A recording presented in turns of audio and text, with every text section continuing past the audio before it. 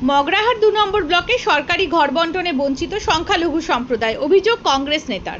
মগরাহাট ২ নম্বর ব্লকে সরকারি ঘর বণ্টন নিয়ে উঠেছে পক্ষপাতিত্বের অভিযোগ।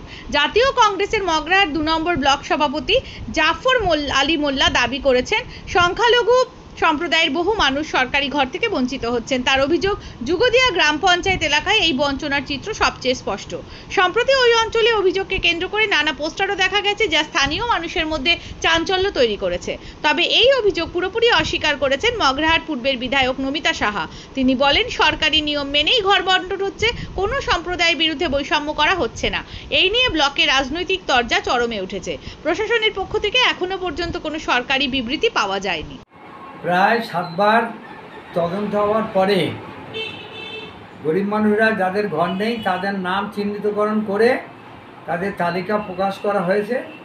তারপরেও 2024 সালে আবার নতুন করে ইনকোয়ারি করে সেখানে যে ঘরের অ্যালটমেন্ট হয় তাতে যুগ্ম অঞ্চলে মুসলিম বা সংখ্যালঘু 310খানা আর 99খানা হচ্ছে আদার দেন সংখ্যালঘু, অর্থাৎ এসসি, এসটি, ওবিসি। এখন দেখা যাচ্ছে তাদের মধ্যে 90% কেন 92 জন ঘর পেয়ে গেছে, আর কয়েকজন মারা ঠারা গেছে বিভিন্ন সমস্যার কারণে। হিসেব মতো তাদের 100%ই পেমেন্ট করা আছে। মুসলিমদের ক্ষেত্রে যা দেওয়া হয়েছে তাতে আমাদের যুগ্ম অঞ্চলে মাত্র যুগ্ম অঞ্চল কেন সমস্ত মগরাহাট ব্লকে মাত্র কোথায় 5%, কোথায় 10%, কোথায় 2%। আমাদের এখানে ঘর এসছে মাত্র 8খানা। এই ঘরের দেখা যাচ্ছে চতুর্দিকে আমাদের সম্বন্ধে ধারণা বা বক্তব্য রাখছে বিরোধী দল বিজেপি যে মুসলিমদের তোষণ করা হচ্ছে। অথচ দেখা যাচ্ছে এই ক্ষেত্রে যেটা খুবই প্রয়োজনীয়, মানুষ অসহায়ের মধ্যে বসবাস করছে, সেখানে তারা হিন্দুরা পেয়েছে শতকরা আর মুসলিমরা পেয়েছে নামমাত্র 310 জনের মধ্যে 8 জন, আর এছাড়া ঘর দেয়নি। যার ফলে আমরা এর প্রতিবাদ স্বরূপ পোস্টার করে বিভিন্ন জায়গায় মেনেছি। বর্তমানে আবার এই মুসলিম ঘরগুলো সুপার চেকিং করে তারপর আবার পেমেন্ট হবে। তা সুপার চেকিং চলছে, কাজ শেষ হয়ে যাওয়ার কথা 10 তারিখে, কিন্তু আজ পর্যন্ত সব শেষ হয়নি। দু একদিন শেষ হবে, তারপরেই দেবে। সুতরাং মুসলিমদের যে তোষণ করা হচ্ছে, মুসলিমদের যে এক্সট্রা ফেসিলিটি দেওয়া হচ্ছে, মুসলিমদের যে সুযোগ সুবিধা পাও না তার থেকে তারা বঞ্চিত হচ্ছে, কোনো দয়া নয়। সরকারি সিদ্ধান্ত অনুযায়ী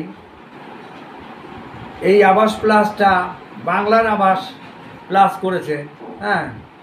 তো সেই জন্যে আমরা এই পোস্টার মেরেছি এবং বিভিন্ন জায়গায় পথসভায় আমরা প্রতিবাদ করছি।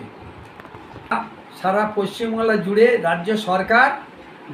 রাজ্য সরকারের সিদ্ধান্ত অনুযায়ী এটা হয়েছে আমরা মনে করি। কারণ সারা শুধু মগরাহাট ব্লকে নয়, দক্ষিণ চব্বিশ পরগনা জেলায় নয়, সারা পশ্চিমবাংলা জুড়ে এই একই কাণ্ড ঘটানো হয়েছে।